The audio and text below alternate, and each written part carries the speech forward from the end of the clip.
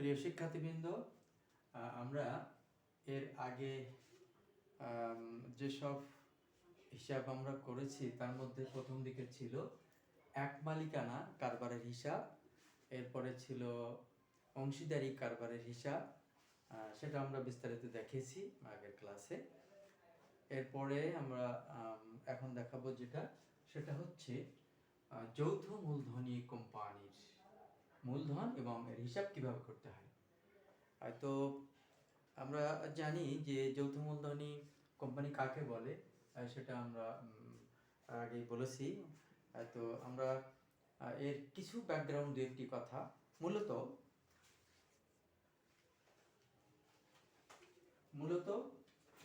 1844 সালে কোম্পানি আইন প্রবর্তন করা হয়। অতঃপর ভারতে 1913 সালের কোম্পানি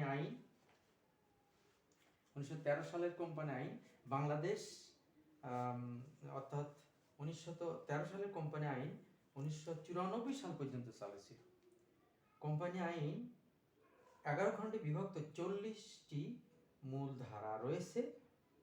তাছাড়া বিভিন্ন বিষয়ে ব্যাখ্যা বিশ্লেষণের মাধ্যমে কোম্পানি আইন কার্যকর প্রবর্তন করা হয়। বর্তমানে এই আইনের অধীনে গঠিত, পরিচালিত, নিয়ন্ত্রিত সংগঠন যৌথ মূলধনী ব্যবসা বলা হয়। সাধারণত পণ্য উৎপাদন, বন্টন, সেবা ব্যবসায় যেখানে দক্ষ ব্যবস্থাপনা ও অধিক মূলধনের প্রয়োজন হয়, সেখানে কতিপয় ব্যক্তির উদ্যোগে 1994 সালের কোম্পানি আইনের বিধি মোতাবেক যৌথ মূলধনী ব্যবসায় গড়ে ওঠে। তো আসলে মূলধনটা কিভাবে আসে, এটা একটি জানার বিষয়। তো যৌথ মূলধনী কোম্পানির ক্ষেত্রে যেহেতু একটি মোটা অঙ্কের মূলধন প্রয়োজন হয়, তো সেই ক্ষেত্রে এটা বিভিন্নভাবে মূলধন সংগ্রহ করা যেতে পারে। যেমন শেয়ার বিক্রি করে, তারপরে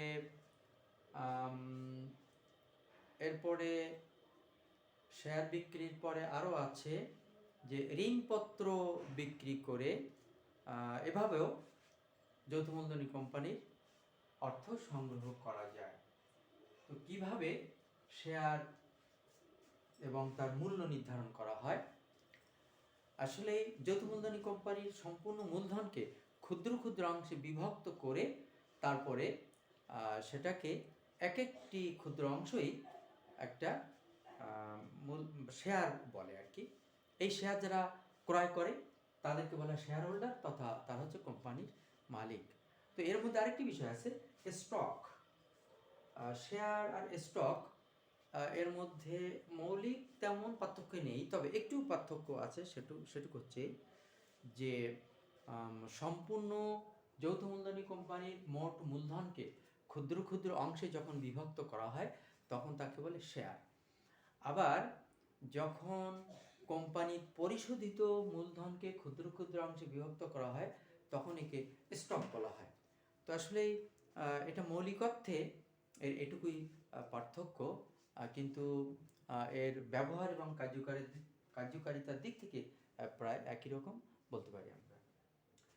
এখন যে কেউ অর্থ হলে, টাকা হলেই কিন্তু যে কেউ যৌথ মূলধনী কোম্পানি খুলতে পারে না বা ব্যবসা করতে পারে না। তো এখানে কয়েকটি বিষয় আসবে, যেমন অথরাইজড ক্যাপিটাল।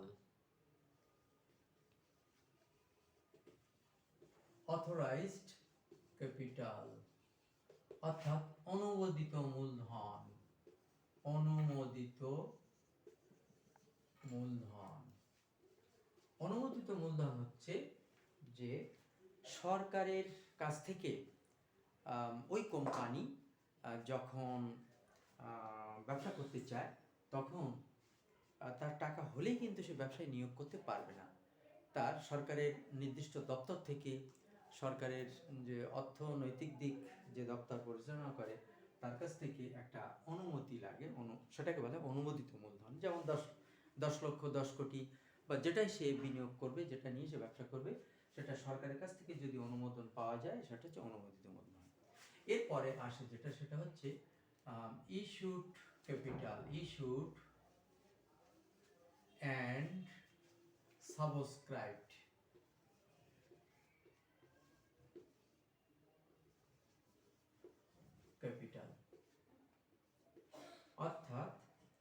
বলা হয় ইস্যুকৃত বা বিলিকৃত মূলধন। তো সেই ক্ষেত্রে আমরা এটা কোনটাকে ইস্যুকৃত বিলিকৃত মূলধন বলবো?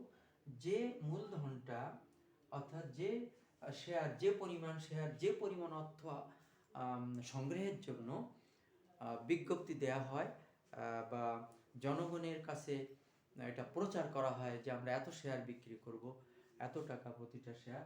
তো যে পরিমাণ অর্থ সংগ্রহ করার জন্য পাবলিকের কাছে, জনগণের কাছে প্রচার করা হয়, সেটাকে বলে ইস্যুড অ্যান্ড সাবস্ক্রাইবড ক্যাপিটাল, অর্থাৎ ইস্যুকৃত বিলিকৃত মূলধন। এরপরে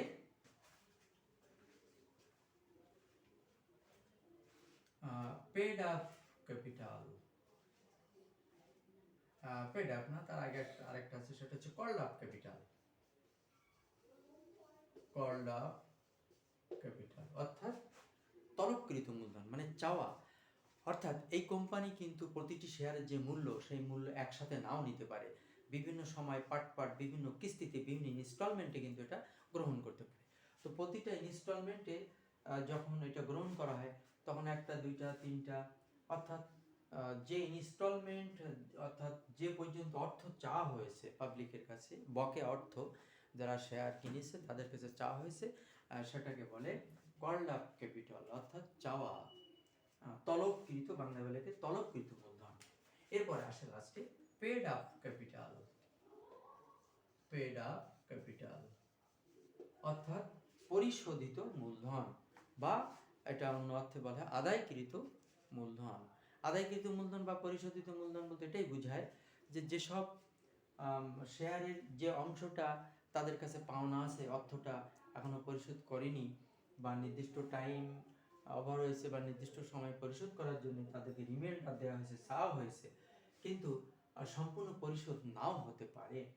তো সেই ক্ষেত্রে কল্ড আপ ক্যাপিটাল আর পেড আপ ক্যাপিটাল কখনো কখনো এক হতে পারে, কখনো কখনো এক নাও হতে পারে। কারণ যা পাবো আমরা, অর্থাৎ এই কোম্পানি শেয়ার হোল্ডারদের কাছ থেকে যে অর্থটা পাওনা আছে, বকেয়া হয়েছে, সেটা যদি সম্পূর্ণ পরিশোধ করে, তাহলে called up capital paid up capital সমান হয়। আর যদি সম্পূর্ণ পরিশোধ না করে, যেটুকু পাওয়া গেছে সেটুকুই বলবো হচ্ছে পেড আপ ক্যাপিটাল, অর্থাৎ পরিশোধিত মূলধন। তো এই হচ্ছে কোন প্রসেসে, কোন প্রক্রিয়ায় এই মূলধনের অর্থটা পাওয়া যায়, পরিশোধ হয়, কোন কোন স্টেজে, কোন কোন স্টেপে এটা পাওয়া যায়, সেটা এখানে বলা হলো। এখন এখানে আরেকটি বিষয়, সেটি হচ্ছে যে একটি শেয়ারের দাম যদি 10 টাকা হয়, তো এই 10 টাকা কোনো কোনো ক্ষেত্রে একবারই, অর্থাৎ যখন শেয়ার আবেদন করে তখন নেওয়া যেতে পারে, তখন অথবা কিস্তিতে নেওয়া যেতে পারে, ইনস্টলমেন্টে। তো সেখানে ইনস্টলমেন্টের কথাটা সাধারণত 4টে ইনস্টলমেন্টে থাকতে পারে, যেমন অথরাইজ না, যেমন বললো শেয়ার অ্যাপ্লিকেশন তথা শেয়ার আবেদন। এরপরে থাকলো শেয়ার অ্যালটমেন্ট,